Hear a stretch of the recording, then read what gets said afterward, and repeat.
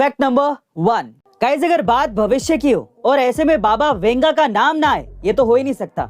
अपनी सटीक भविष्यवाणियों के लिए दुनिया भर में बाल्कन के नास्ट्राडामस के नाम से मशहूर बाबा वेंगा ने अमेरिका में अलकायदा के 9/11 हमले से लेकर सुनामी तक की सटीक भविष्यवाणी की थी। लेकिन मरने से पहले उन्होंने 2022 में होने वाली घटनाओं के लिए जो भविष्यवाणियां की हैं, वो डरा देने वाली हैं। उन्होंने कहा था कि 2022 में धरती पर एलियंस का अटैक होगा, कोरोना से भी खतरनाक बीमारी आएगी और इंडिया में अकाल पड़ जाएगा। बहरहाल ये भविष्यवाणियां कितनी सच होंगी ये तो वक्त ही बताएगा। लेकिन गाइस आपको क्या लगता है कि बाबा वेंगा की इनमें से कौन सी भविष्यवाणी सच हो सकती है? कमेंट सेक्शन में जरूर लिखिएगा। अब हमारे YouTube के वीडियोस YouTube से भी पहले देखें हमारी A2 ऐप पर, लिंक डिस्क्रिप्शन बॉक्स में गिवन है, download right now.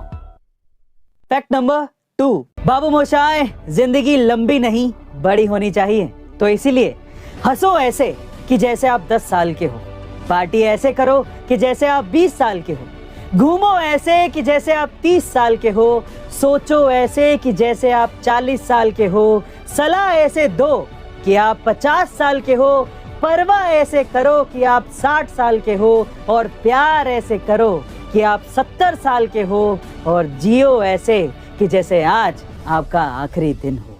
Fact number 3, guys क्या आप जानते हैं कि बॉडी में स्टेमिना कम होने के लक्षण क्या होते हैं? चलिए आज मैं आपको बताता हूँ।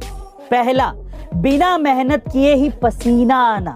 दूसरा, भूख ना लगना। तीसरा, हर वक्त खुद को थका हुआ सा महसूस करना। चौथा, चक्कर आना। पांचवा, आंखों के सामने कभी कभी धुंधलापन आ जाना। छठा, काम करने में मन ना लगना।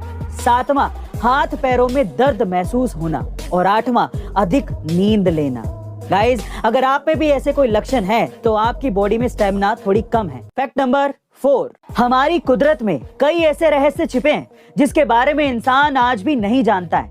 एक ऐसा ही रहस्य फ्रांस के बरगंडी राज्य के टोनेरो शहर में है, जहां पर हजारों सालों से 300 लीटर से ज्यादा पानी हर सेकंड रहस्यमय तरीके से जमीन से बाहर निकल रहा है।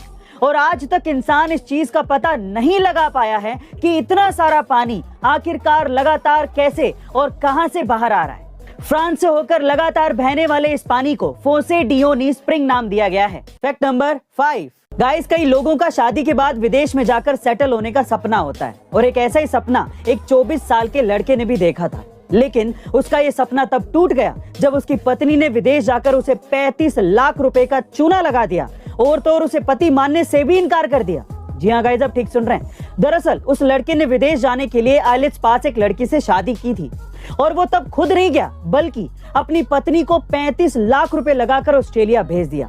लेकिन वहां जाकर पत्नी के तेवर ही बदल गए और उसने अपने पति को इग्नोर करना शुरू कर दिया, और बाद में ऑस्ट्रेलिया में खुद को अनमैरिड बताकर उसे अपना पति मानने तक से इनकार कर दिया।